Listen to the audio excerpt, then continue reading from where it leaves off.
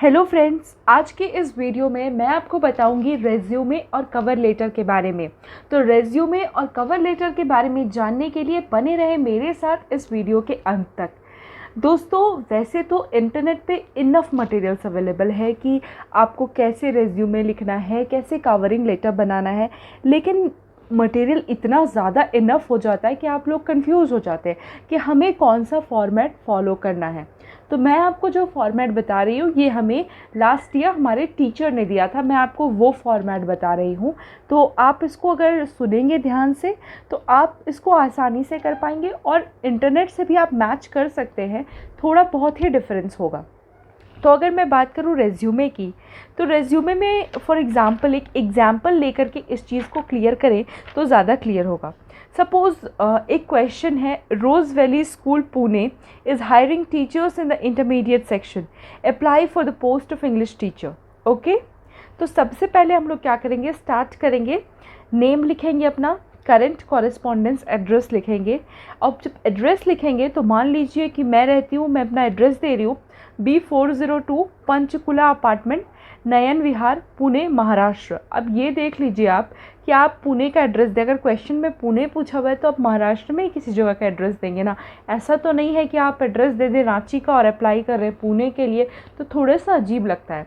तो कोशिश करें ये सब चीज़ें मैच करने की। कॉन्टैक्ट नंबर अपना दे, उसके नीचे ईमेल आईडी दे, उसके बाद अपना करियर ऑब्जेक्टिव लिखें। समझ गए आप सब अच्छे से? Name, current correspondence address, current correspondence address जब लिखेंगे तो साथ में उसमें कॉन्टैक्ट नंबर और ईमेल आईडी इंक्लूड कर देंगे। उसके बाद करियर ऑब्जेक्टिव। अब करियर ऑब्जेक्टिव कैसे लिखना है?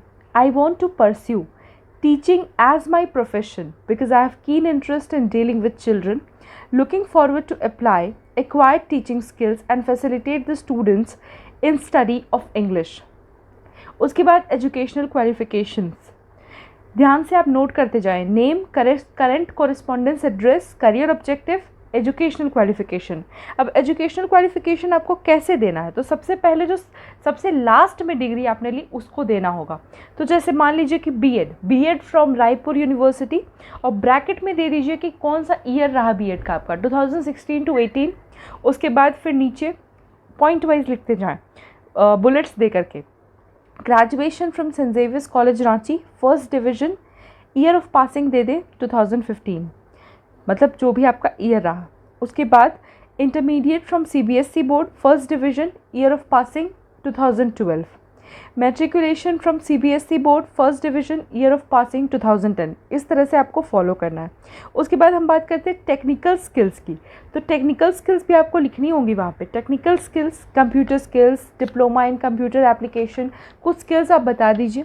वर्क एक्सपीरियंस, तो आप वर्क एक्सपीरियंस दे दें, जैसे पोस्ट लिख दें, वर्क एक्सपीरियंस लिखें, फिर उसके नीचे लिखे पोस्ट, इंग्लिश टीचर, इंस्टीट्यूट, कोई भी इंस्टीट्यूट का नाम दे दें। जैसे मान लीजिए कि मैंने ले लिया कुछ भी, जैस्मिन गर्ल्स स्कूल पुणे, ठीक है। टेन्योर, वहाँ पे आपने कितने साल काम किया, 2 years, ऐसा करके कुछ दे दें। उसके बाद स्ट्रेंथ्स, स्ट्रेंथ्स में the ability for proactive classroom management, creative and cognitive attitude, ये सब कुछ अच्छे से दे स्ट्रेंथ। अब आप टीचर की जॉब के लिए अप्लाई कर रहे हैं, इंग्लिश टीचर के लिए तो अलग एबिलिटी होगी, डांस टीचर के लिए अप्लाई कर रहे हैं तो आपकी एबिलिटी थोड़ी अलग होगी, आप मैनेजर के लिए अप्लाई कर रहे हैं तो आपकी एबिलिटी थोड़ी अलग होगी। एक्स्ट्रा करिकुलर एक्टिविटीज़, तो फिर पार्टिसिपेटेड इन 20 स्पीच कॉम्पिटिशन्स, ऐसा लिख दीजिए आपने जितने में पार्टिसिपेट किया, ये जो आपको सूटेबल लगे। अब ये मत लिख दीजिएगा कि पार्टिसिपेटेड इन 5000 स्पीच कॉम्पिटिशन्स, तो देखने में जेन्युइन लगना चाहिए थोड़ा सा। 20 स्पीच कॉम्पिटिशन्स ठीक है। Participated in 2 speech competitions at national level, फिर लिख दीजिए कि डिबेट कंपटीशन में 15 डिबेट कंपटीशन में मैंने डिस्ट्रिक्ट लेवल पे पार्ट लिया है, और कुछ ऐसा करके पोइट्री कंपटीशन में पार्ट लिया है, ओपन माइक में पार्ट लिया, इतने ओपन माइक में पार्ट लिया है। Awards and achievement, awards and achievement में, क्योंकि हमें यहाँ एक एकेडमिक फील्ड की बात करें तो इसमें हम लोग बेसिकली जो एकेडमिक से मेरा रिलेटेड है उसको मेंशन कर रहे हैं। अगर आप डांस वगैरह भी मेंशन करें तो कोई बुराई नहीं है, एक आध पॉइंट में मेंशन कर सकते हैं कि म्यूज़िक में मुझे अवार्ड मिला है ऐसा। बट बेसिकली हम लोग कोशिश करेंगे क्योंकि इंग्लिश टीचर के लिए अप्लाई करें तो स्पीच, डिबेट, इन चीज़ों को ज़्यादा इंक्लूड करने के। उसके बाद awards and achievements, awards and achievements में वही कि मैंने प्राइज़ जीता है, मगर 20 कंपटीशन में पार्ट लिया है तो 12 में प्राइज़ जीता है, कितने डिबेट्स में प्राइज़ लिया है, ये चीज़ें कर दीजिए। उसके बाद वॉलंटरी एक्सपीरियंस, तो वॉलंटरी एक्सपीरियंस क्या हो सकता है, मतलब आप क्या क्या किए हैं वॉलंटरीली। तो मान लीजिए कि हमारे कॉलेज में रोड ट्रैक क्लब है, एनएसएस है, तो उसमें आप लिख दीजिए member of road track club in graduation, member of NSS in graduation, house captain in class 9th, head girl in class 10th, CR till class 12th, ऐसा करके आप कुछ लिख सकते हैं, CR इन क्लास 12th। या कुछ लोग होंगे जो LKG से क्लास 12 तक CR रहे हैं, मेरे जैसे लोग, तो वो लोग लिख सकते हैं CR टिल क्लास 12th। उसके बाद आप अपना पर्सनल डिटेल्स मेंशन करेंगे। पर्सनल डिटेल्स में आप देंगे डेट ऑफ बर्थ अपना। डेट ऑफ बर्थ आपको देना है, अगर आपका डेट ऑफ बर्थ मान लीजिए 25 जनवरी 2000 है तो आप 25.01.2000 लिखें। फादर्स नेम मिस्टर लगा के अपने फादर का नाम लिख दें। मदर्स नेम मिसेस लगा के अपनी माता जी का नाम लिखें।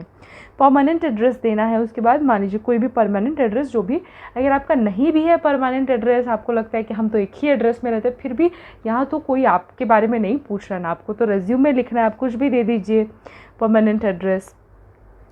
Hobbies, reading novels, writing poems, इस टाइप का कुछ दे।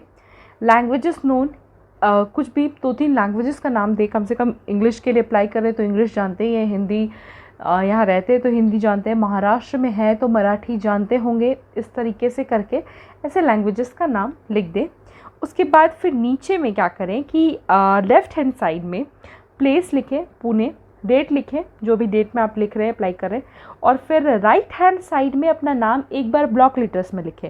जैसे मान लीजिए कि आपका नाम है रूपल, तो आप लिखें RUPAL रूपल, ब्लॉक लेटर्स में, कैपिटल लेटर्स में, और उसके बाद रूपल लिख करके ऊपर रूपल को रनिंग हैंड राइटिंग में एक सिग्नेचर कर दें। ये फॉर्मेट है रेज्यूमे का।